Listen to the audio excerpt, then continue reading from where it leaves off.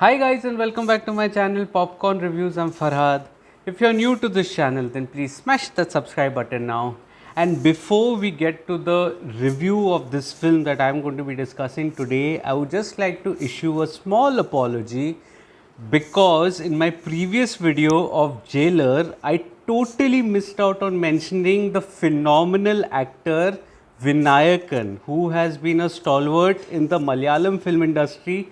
He was absolutely eccentric and brilliant in Jailer, and his performance was almost matching to that of the protagonist Rajni sir. It was a phenomenal effort by him also, and it was a far cry from his other role that I had seen in Pada. I remember seeing him in Pada, and I think he was, diabolically opposite and did a phenomenal job. So that was a small apology from my end for missing out on mentioning him in my previous video of Jailer. With that, let's get to this review. So the film that I'm going to be talking about today is the new Tamil film Thozhil, which is now streaming on Sony Live. Now this was this one particular film that I was really looking forward to watching. I unfortunately missed out on its theatrical release, but I had its eye on its OTT release, and finally it was out. It is a serial killer drama, and serial killer dramas are really my staple diet, so to say. I love my serial killer dramas, whether it is Ratsasan, which was one of the finest serial killer dramas coming out of India, and whether it is Mumbai Police, whether it is Memories, all of these films that I have mentioned, these are amazing serial killer dramas, even Raman Raghav 2.0. So where does Thozhil stand in comparison to these films? Let's find out. Coming to the story and screenplay, Thozhil is essentially a story of a string of murders that takes place with the cops investigating the murders that have taken place. That's about it.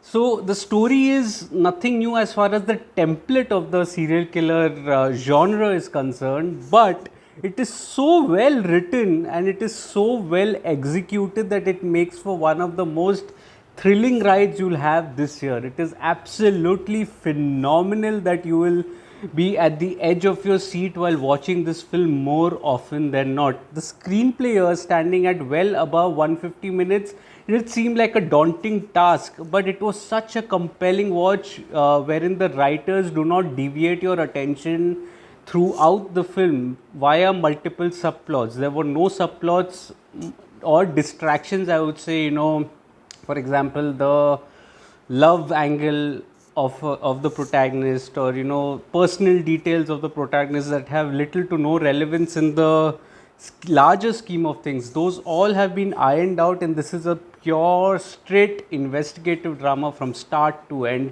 and this is what makes Thozhil one of the most thrilling films I've seen this year. Now the drama here, it opens on a phenomenal note.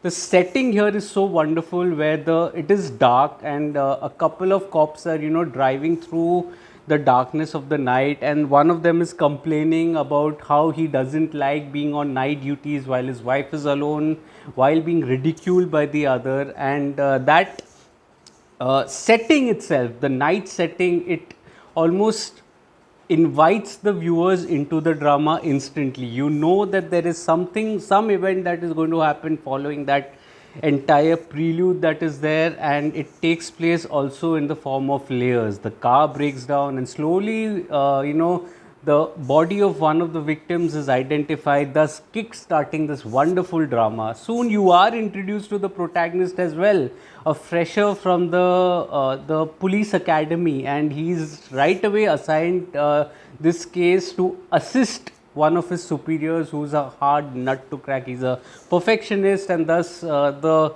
journey of the two, in starting on a rocky note to eventually going and cracking the case or not, is something that the film transcends into. The proceedings are outstanding. As I said, it is very focused.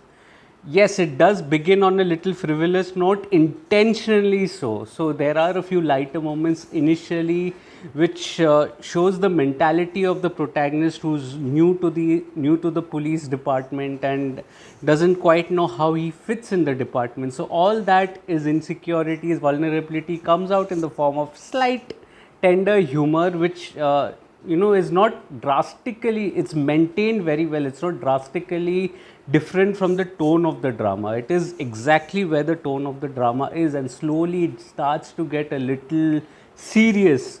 The twists and turns are wonderful to watch. Each time you think there is a killer that has been nabbed, no, there's another twist that is introduced in, and it keeps you engaged right throughout the narrative of the film. And it was a phenomenal watch.